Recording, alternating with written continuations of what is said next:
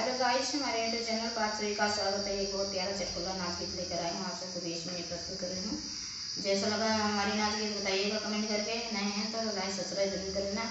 नाच गीत का एक बार आनंद जरूर उठाएं। फैजाबाद के पानवा सो पड़िया